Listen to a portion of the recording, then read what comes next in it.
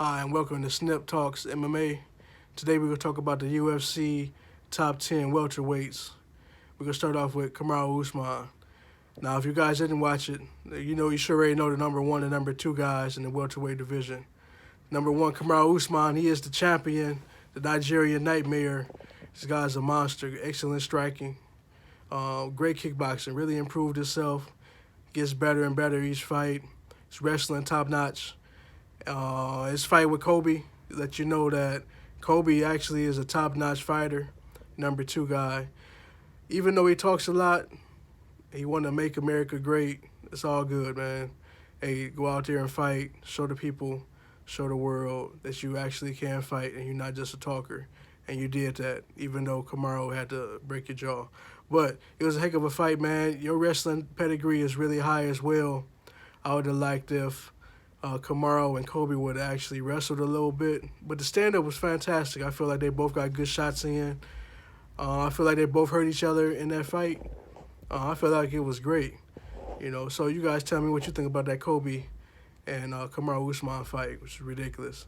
So going to number 3 on the list, we got Jorge Masvidal, who arguably had the fight knockout, put it that way. Let's say knockout of the year, with that flying knee to Ben Askren, which pretty much sent him off to retirement. I mean, he fought, Maya after that, but it pretty much was a wrap, man. And Ben Askren, you got to respect him, man. Great wrestler, great MMA artist.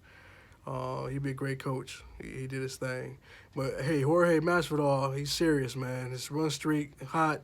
He beat Darren Till, which is a big deal because Till trying to get that fight with anybody. I know he called out Yao Romero, but he wasn't serious, man. It's all jokes, man. You can't take nobody like that serious, man.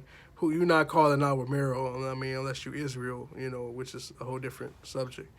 All right, so we got those guys. Number 4, Tyron Woodley, and we know that the chosen one, he need to get back into winning column. He had to see the sports psychologist, and I feel like once you see him, it could change your game because let's look at Francis real quick. When Ngannou went to see that sports psychologist, he changed his game after that the Black Beach Lewis fight. It was ridiculous. I mean, that was one of the worst fights I think I ever seen, probably in my years of watching any mixed martial arts, anything. I was like, what is this, man? I'm expecting to see some bombs thrown. I didn't see any of that. But it's all good. But I do feel like Tyron Woodley in his next fight, he's fighting Leon Edwards, who's our number 5 guy.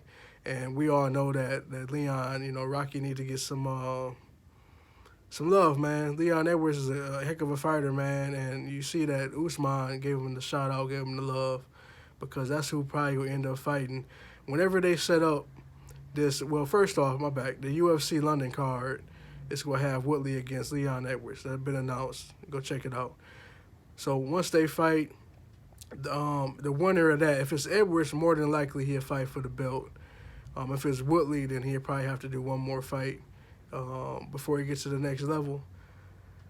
But I'm pretty sure, they'll figure something out because you know how Woodley and Dana and all the issues that they have. But I think Jorge will fight Usman probably in July. I don't know that for sure, but that's the rumor.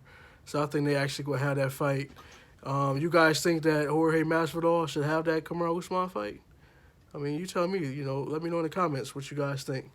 But those top 5 guys, they all monsters, man. You got Nate Diaz in there. You got Stephen Wonderboy, Showtime Pettis in there.